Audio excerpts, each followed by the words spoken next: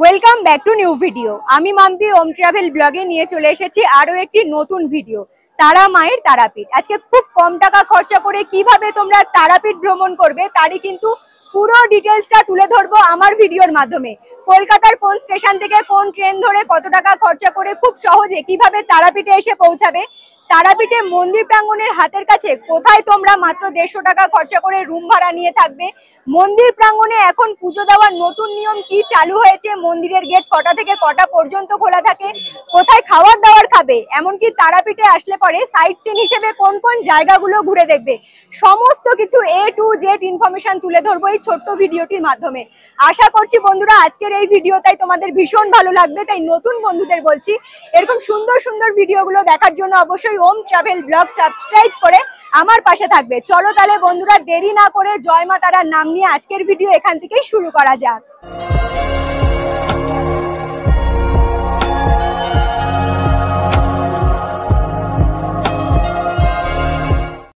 মা তারার দর্শনে তারাপীঠে যাওয়ার জন্য আজকে জার্নিটা শুরু করছি আমি হাওড়া স্টেশন থেকে।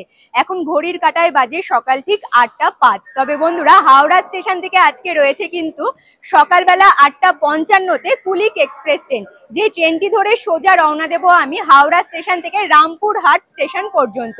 মোটামুটি 15 দিন আগে আমি IRCTC অ্যাপ্লিকেশন থেকে অনলাইনে ট্রেনের টিকিটটা কেটে নিয়েছিলাম, তাই মাথা পিছু খরচা হয়েছে কিন্তু 100 টাকা। কনফার্ম টিকিট পেয়ে গিয়েছি। তবে বন্ধুরা এখন দাঁড়িয়ে রয়েছে আমি 11 নম্বর প্ল্যাটফর্মে, যদিও বা অ্যানাউন্সমেন্ট করে প্ল্যাটফর্ম নাম্বারটা চেঞ্জ হয় তাহলে সেটা কিন্তু অবশ্যই আমি জানিয়ে দেব। আর হাওড়া স্টেশন মানে বুঝতেই পারছো কলকাতা শহরের প্রচুর ব্যস্ততম রেলওয়ে স্টেশন, চারিদিকে কিন্তু প্রচুর নয়েজ। এখন দাঁড়িয়ে রয়েছে আমি ট্রেনের অপেক্ষায়, ট্রেন আসুক তারপরে বাকি ইনফরমেশন গুলো তোমাদের কাছে পৌঁছে দেবো।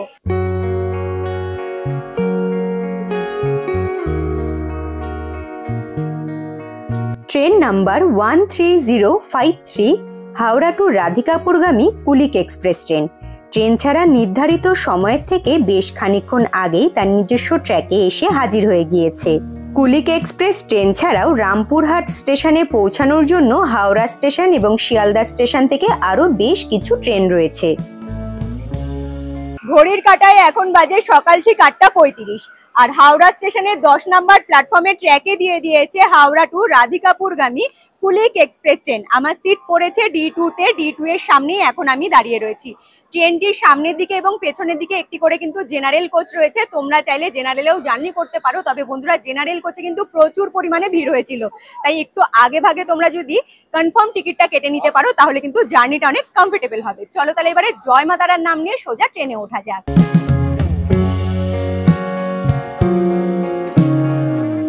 হাওড়া স্টেশন থেকে সঠিক সময় ট্রেন ছেড়ে রওনা দিল তার গন্তব্যস্থলে পৌঁছানোর জন্য।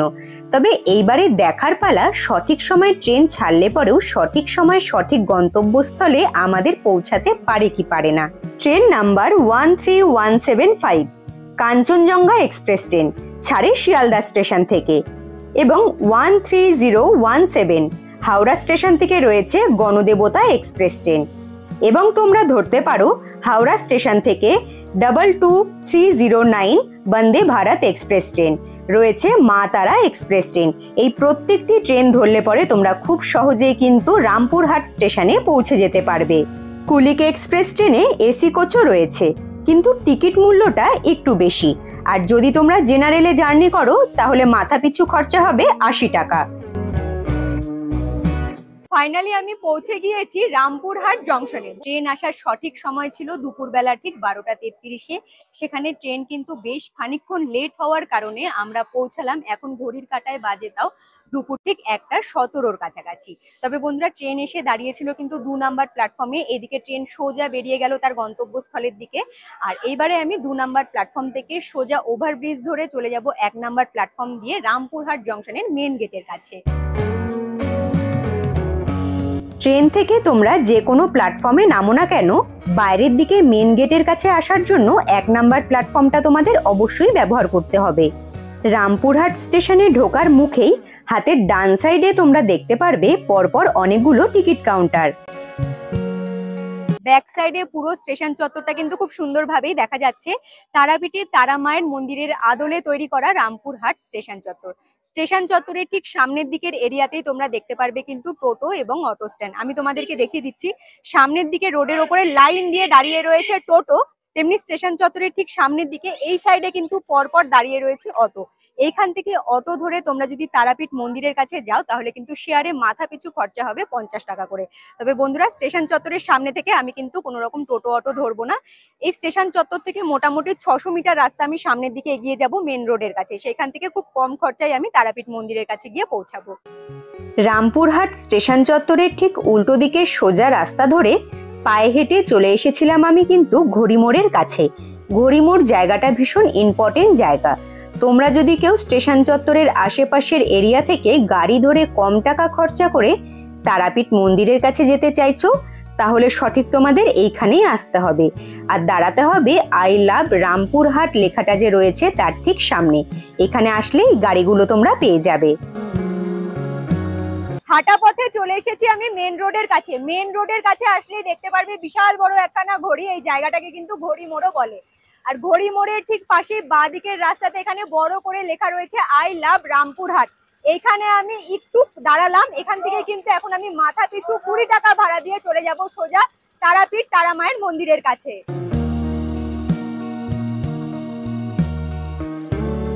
গাড়ি ধরে রওনা দিলাম এবারে তারাপীঠের উদ্দেশ্যে। রামপুরহাট স্টেশন চত্বর থেকে তারাপীঠের দূরত্ব মোটামুটি 8 থেকে 9 কিলোমিটারের মতো।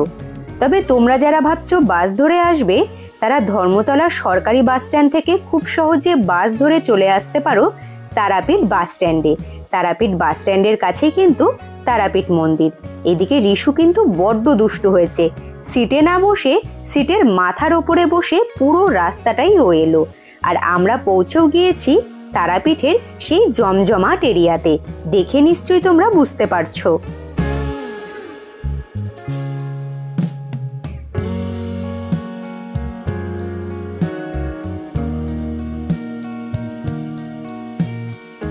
ফাইনালি পৌঁছে গিয়েছি আমি তারাপীঠে। এখন আমি ঠিক যেখানে দাঁড়িয়ে রয়েছি ব্যাক সাইডে একখানা প্রবেশদ্বার দেখা যাচ্ছে। প্রবেশদ্বারের একদম ঠিক মাথার ওপরে বড় করে লেখা রয়েছে মা তারা সরণী। প্রচুর জমজমাট এরিয়া, তোমরা বুঝতেই পারছো, চারিদিকে প্রচুর নয়েজ। এই যে প্রবেশদ্বারটা দেখালাম, প্রবেশদ্বারের ওপারেই আমি কিন্তু মেন রোডের কাছে অটো থেকে নেমেছিলাম। অটো থেকে নামার সাথে সাথেই প্রচুর মানুষজন আমাকে ঘিরে ধরেছিল। অনেকেই বলছিল কম খরচায় সাইট সিন ঘুরিয়ে দেবো, কেউ বলছিল কম খরচায় হোটেলের সন্ধান দিয়ে দেবো। আমি কিন্তু কারো কোনো কথায় কান দিইনি। তবে তারাপীঠে যখন এসেছি আজকের রাতটা এখানে কিন্তু স্টে করব। তবে নাইট স্টের জন্য আমি ঠিক কোন জায়গাটা বেছে নিয়েছি সেই জায়গারও কিন্তু সন্ধান দেবো, যেখানে তোমরাও তারাপীঠে আসলে পরে খুব কম খরচায় থাকতে পারবে। আর এখন কিন্তু আমি মন্দিরে যাওয়ার রাস্তাটাই ধরেছি। এই রাস্তা ধরে সোজা গেলে পরে মন্দির প্রাঙ্গণ পড়বে আর মন্দির প্রাঙ্গণের হাতের কাছেই আমি থাকবো।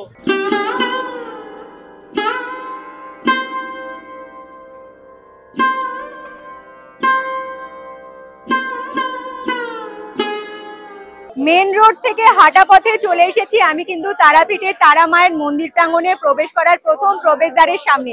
মেন রোডের ওপরে যেমন ভিড়, তেমনি মন্দির প্রাঙ্গণের সামনেও কিন্তু প্রচুর পরিমাণে ভিড়। আর এখানে দেখা যাচ্ছে মন্দির প্রাঙ্গণে প্রবেশ করার প্রথম প্রবেশদ্বার। তবে আজকে আমি যেখানে থাকবো, যে জায়গার সন্ধান দেব, সেখানে যাওয়ার জন্য মন্দির প্রাঙ্গণের সামনে দিয়ে যে এই যে সোজা রাস্তাটা চলে যাচ্ছে, এই রাস্তাটা ধরে কিছুটা দূর আমাকে এগিয়ে যেতে হবে। মন্দির প্রাঙ্গণে প্রবেশ করার প্রথম প্রবেশদ্বারের সামনে থেকে মোটামুটি 1 মিনিট হাঁটা পথে সামনের দিকে আমি এগিয়ে চলে এসেছি। একদম রোডের ওপরেই হাতের ডান দিকে চোখে পড়বে রাম কানাই ধর্মশালা।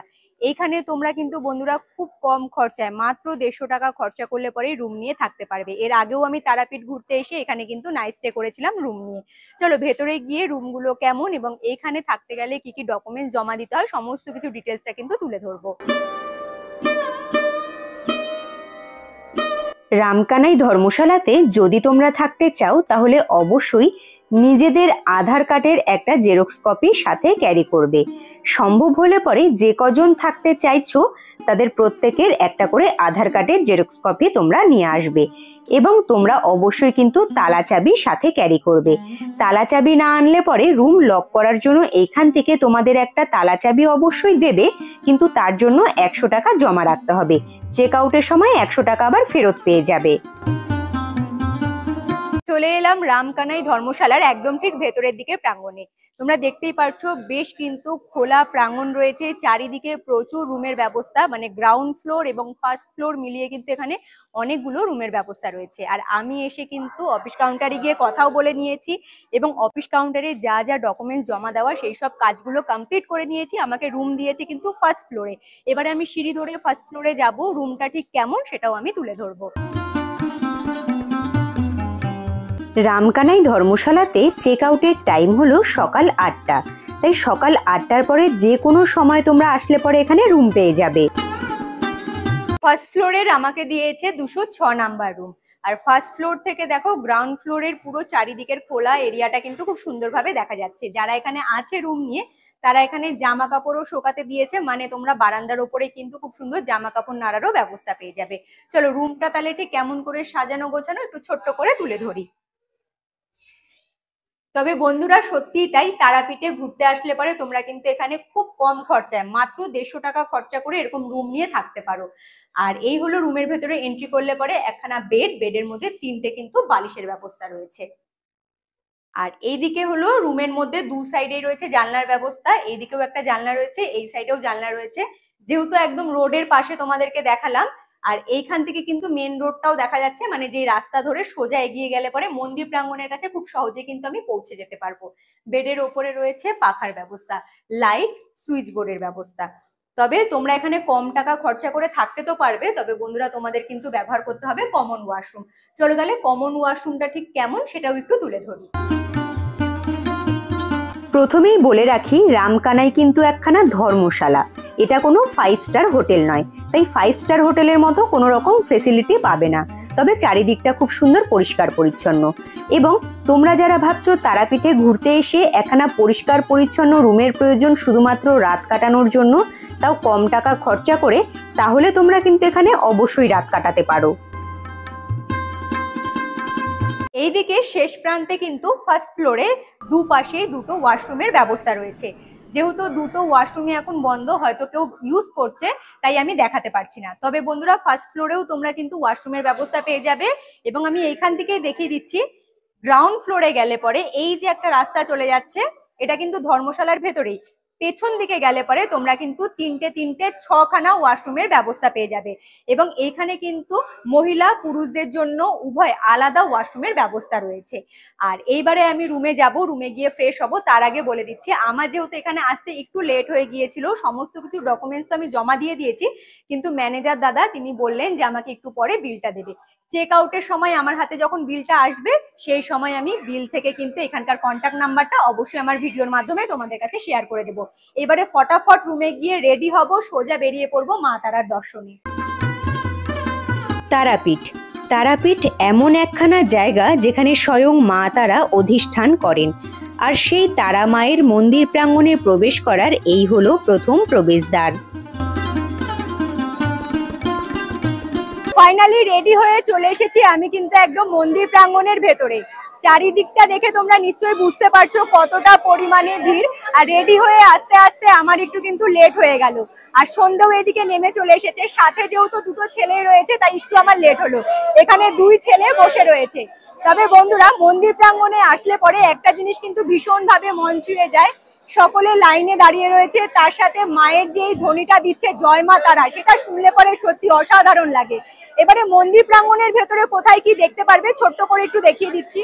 এই যে তোমরা খোলা স্পেসটা দেখতে পাচ্ছ, এটা কিন্তু যজ্ঞকুণ্ডের জায়গা। তোমরা যারা নিজেদের মতো করে যজ্ঞ করাতে চাইছো, হোম করাতে চাইছো, এখানে করাতে পারবে।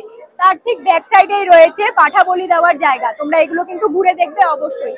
আর এইদিকে সামনে যদি আসো একটু আমি দেখিয়ে দিচ্ছি, এই যে তোমরা নাট মন্দিরটা দেখতে পাচ্ছ, নাট মন্দিরের ঠিক সামনেই কিন্তু রয়েছে মায়ের গর্ভগৃহ, যেখানে মা বিরাজমান।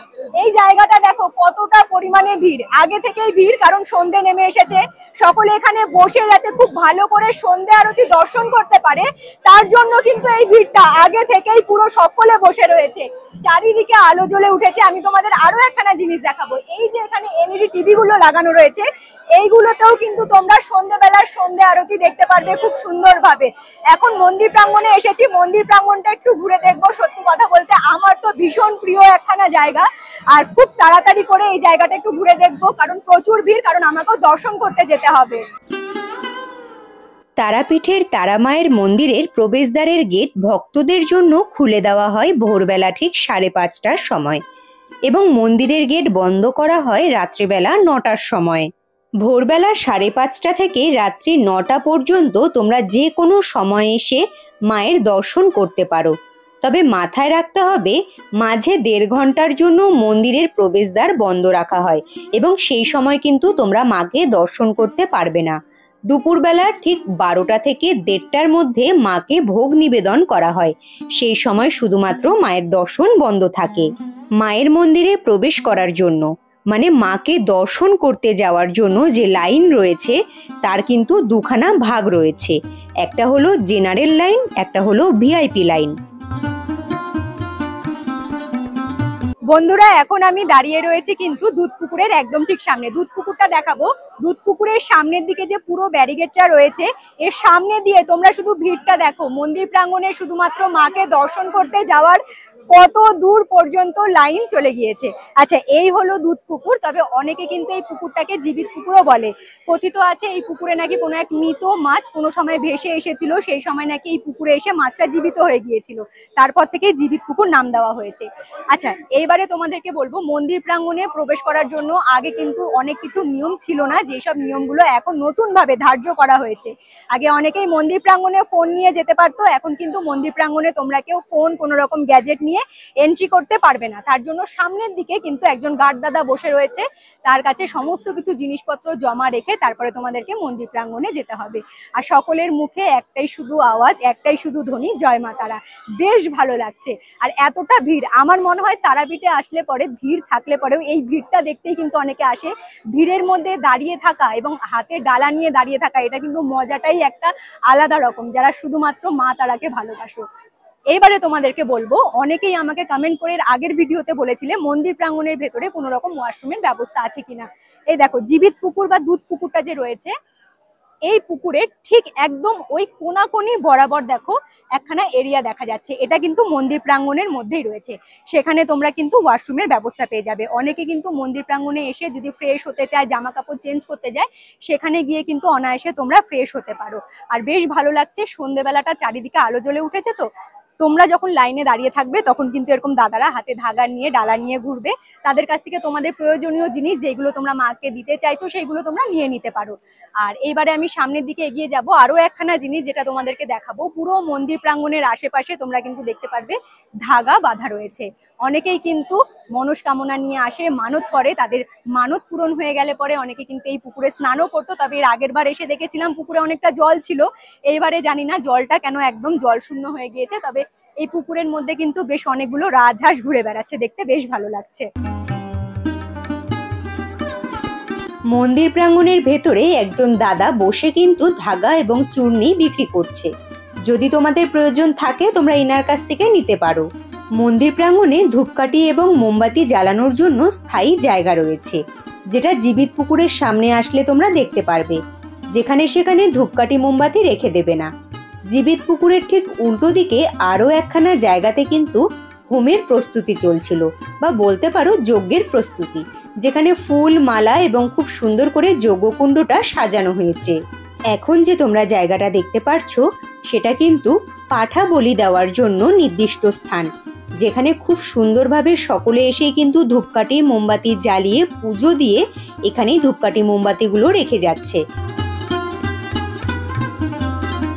ফাইনালি বন্ধুরা, আমি চলে এসেছি কিন্তু নাট মন্দিরে। তবে বন্ধুরা, তোমরা দেখতেই পাচ্ছ চারিদিকটাতে কতটা পরিমাণে ভিড়। মানে সন্ধে যত বাড়ছে, রাত যত ঘনাচ্ছে, মন্দির প্রাঙ্গণে কিন্তু ভিড় ততটা পরিমাণেই বেড়ে যাচ্ছে। নাট মন্দির থেকেও কিন্তু তোমরা মায়ের দর্শন পাবে। যারা ফোন নিয়ে ভেতরে যেতে পারবে না, কারণ ফোন তো ভেতরে এলাও নেই, তবুও আমি চেষ্টা করব নাট মন্দিরের সামনে থেকে যদি দাঁড়িয়ে মায়ের একটু বিগ্রহর দর্শন আমার ভিডিওর মাধ্যমে করাতে পারি।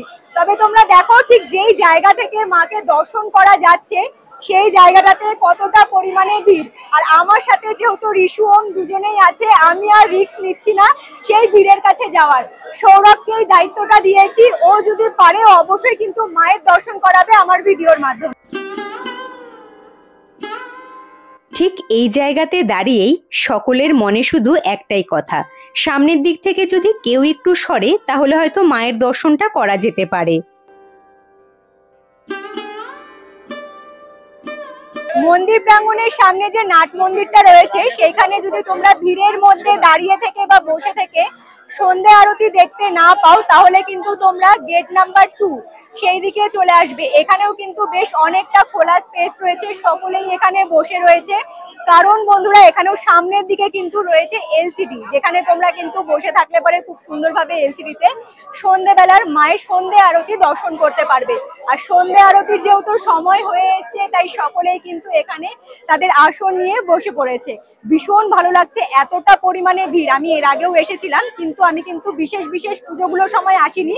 আজকে কোনো বিশেষ পুজোও নেই, তবুও কিন্তু মন্দির প্রাঙ্গণে এই পরিমাণে ভিড় আমি দেখতে পেলাম। এইবারে জেনারেল লাইন এবং ভিআইপি লাইনের বিষয়টা বলি। জেনারেল লাইনে দাঁড়িয়ে মায়ের দর্শন করতে গেলে পরে 4 থেকে 5 ঘন্টা সময় লেগে যাবে, কিন্তু কোনো রকম টাকা পয়সা খরচা করতে হবে না। ভিআইপি লাইনে দাঁড়িয়ে মায়ের দর্শন করতে গেলে পরে একটু তাড়াতাড়ি হয়ে যাবে, কিন্তু মাথা পিছু 500 টাকা লাগবে। মন্দির প্রাঙ্গণ থেকে একদম আমি মেন গেট দিয়ে বাইরের দিকে বেরিয়ে চলে এসেছি। আর যেহেতু বন্ধুরা আজকে হলো শনিবার, তাই কিন্তু মন্দির প্রাঙ্গণ সহ বাইরের দিকের পুরো এরিয়াটা কিন্তু প্রচুর জমজমাট। এখন আমি ঠিক যেখানে দাঁড়িয়ে রয়েছি, রোডের দুপাশে কিন্তু প্রচুর দোকান তোমরা দেখতে পারবে। এইখান থেকে তোমরা পুজো দেওয়ার জন্য ডালা কিনে নিতে পারো।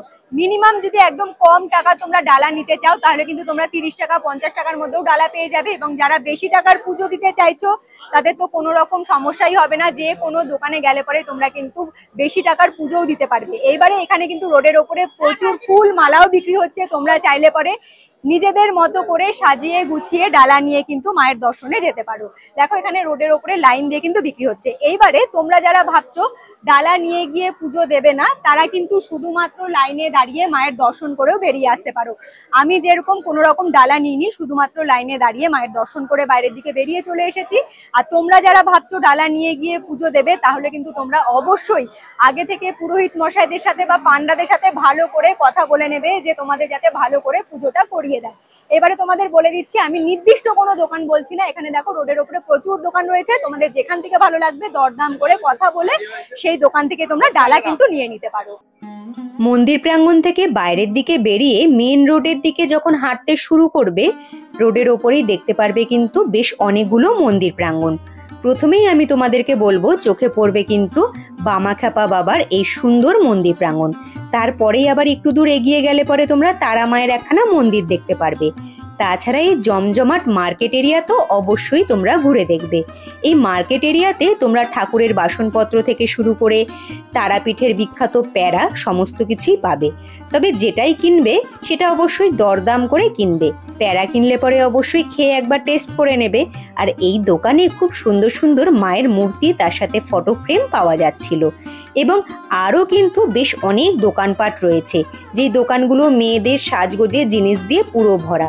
সাথে যেহেতু দুটো বাচ্চা ছিল, আমি এবং সৌরভ নিজেদের জন্য কিছুই কেনাকাটি করতে পারিনি। বাচ্চাদের জন্য কেনাকাটা করতে করতেই আমাদের সময়টা পেরিয়ে যাচ্ছিল। দোকানপাটগুলো ঘুরতে ঘুরতে ফাইনালি এসে পৌঁছালাম আমি তারাপীঠের মহাশ্মশানে। তারা মাকে দর্শন করা হয়ে গেলে পরে অবশ্যই তোমরা কিন্তু তারাপীঠের মহাশ্মশানে ভিজিট করবে, কারণ সন্ধেবেলাটা কিন্তু এক আলাদা রকম জগৎ তোমাদের চোখে পড়বে। এখানে কিন্তু অনেকগুলো মন্দির প্রাঙ্গণ রয়েছে, তাছাড়াও রয়েছে পঞ্চমুণ্ডির আসন এবং সাধক বামাখ্যাপার এখানে রয়েছে সমাধিস্থান। প্রত্যেকটা মন্দির প্রাঙ্গণে তোমরা চাইলে কিন্তু পুজো দিতে পারো। এখানে রয়েছে পঞ্চমুণ্ডির আসন, যেখানে লাইন দিয়ে সকলে কিন্তু গিয়ে ধূপকাঠি মোমবাতি দেখিয়ে পুজো দিচ্ছে। আচ্ছা, শ্মশান চত্বরের মধ্যেই এখানে অনেকগুলো দোকান রয়েছে, যেখান থেকে তোমরা ধূপকাঠি, তাছাড়াও তোমরা ধাগা, চূর্ণি এইসব কিনে নিতে পারো। তবে মন্দির প্রাঙ্গণে যেখানেই তোমরা পুজো দাও না কেন, আলাদাভাবে কিন্তু এখানে রয়েছে ধূপকাঠি মোমবাতি জ্বালানোর জায়গা, সেখানে এসেই জ্বালাবে। শ্মশান চত্বরের ভেতরে এখানে আশেপাশে কিন্তু অনেক কোণে খামচিতে হচ্ছে বিভিন্ন ধরনের তন্ত্র সাধনা হচ্ছে, কিন্তু অনেক ধরনের যজ্ঞ, যেগুলো তোমরা চাইলে পরে ঘুরে দেখে নিতে পারো। আমার কিন্তু এখানে ভীষণ ভালো লাগে, তাই আমি তারাপীঠে আসলে পরে একবার হলেও এই জায়গাতে ভিজিট করি। যদি তোমাদের মনে হয় তোমরা এখানে আসবে, ঘুরে দেখবে, তোমরা কিন্তু দেখতে পারো। তাছাড়াও এখানে সামনের দিকে রয়েছে কিন্তু খুব সুন্দর একখানা জায়গা, যেখানে প্রায় সন্ধ্যের সময় থেকে কিন্তু খুব সুন্দর গান বাজনা হয়। ঠাকুরের নাম গান থেকে শুরু করে খোল করতালের সাথে খুব সুন্দর এখানে কিন্তু গান বাজনাগুলো হয়, যেগুলো শুনতে আমার তো ভীষণ ভালো লাগে। যদি তোমাদের ভালো লেগে থাকে অবশ্যই তোমরা এখানে ভিজিট করতে পারো। তারাপীঠের সবথেকে রহস্যময় জায়গা যদি বলো, তাহলে সবার প্রথমে নাম উঠে আসবে তারাপীঠের মহাশ্মশানের কথা।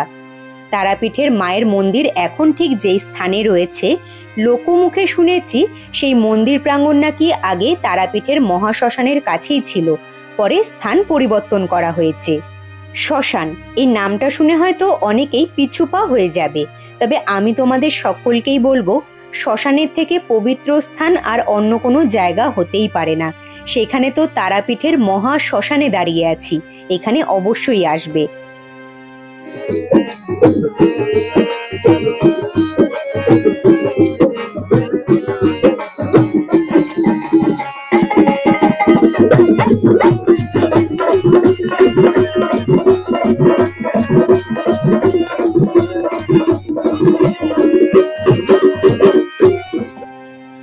যদি তোমাদের রাত্রেবেলা তারাপীঠের মহাশ্মশানে আসতে কোনো রকম সমস্যা হয়, তাহলে অবশ্যই তোমরা দিনের বেলা অন্তত একবার ঘুরে যাবে। তবে রাত্রেবেলার এই রহস্যময় জগৎ দেখার ইচ্ছে থাকলে পরে সন্ধ্যের পরে অবশ্যই ভিজিট করবে।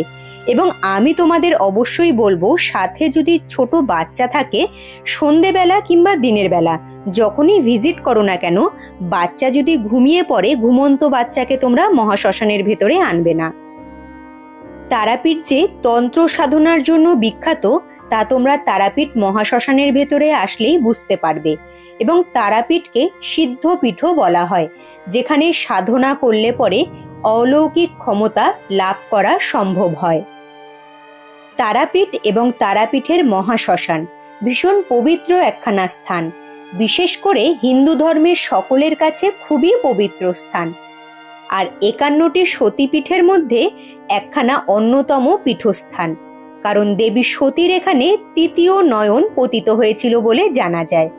সাধক বামাখ্যাপা ছিলেন মায়ের পরম সাধক ভক্ত, যিনি প্রত্যক্ষ এইখানেই কিন্তু মা তারাকে দর্শন করতেন।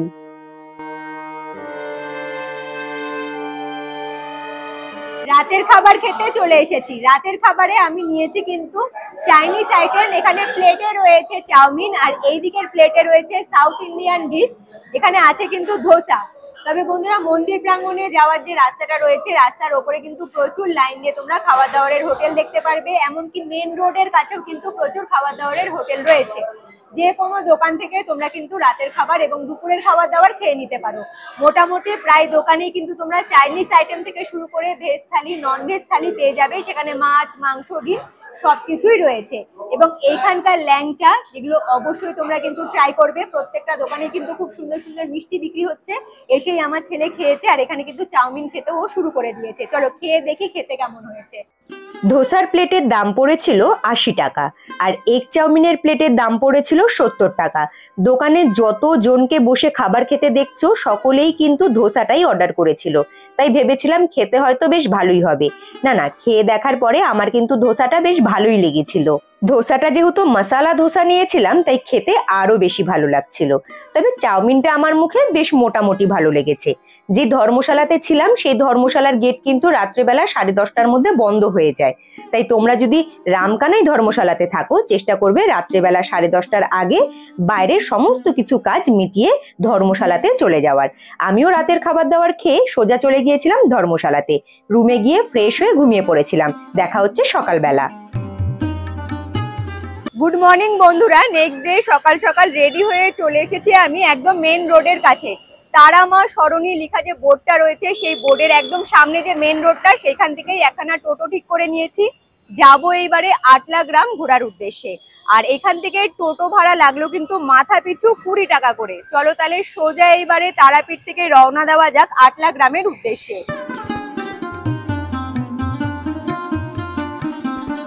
চললাম এইবারে আটলা গ্রামের উদ্দেশ্যে, যেখানে সাধক বামাখ্যাপার জন্ম হয়েছিল।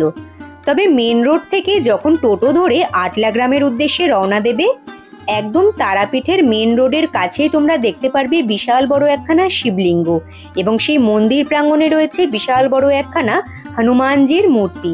তোমরা চাইলে একবার দর্শন করে নিতে পারো। আমি যেহেতু টোটোর মধ্যে ছিলাম তাই ভিডিও ক্লিপটা নিতে পারিনি। আচ্ছা, আটলা গ্রামের সুন্দর ভিউ দেখতে দেখতে ফাইনালি আমি কিন্তু পৌঁছে গিয়েছি আটলা গ্রামের একদম ঠিক কাছে।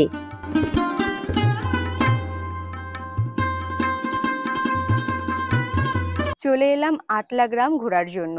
প্রথমেই আমি ভিজিট করেছি আটলা গ্রামে এসে বামাখ্যাপার গর্ভগৃহ ও আতুর ঘর দর্শন করার জন্য।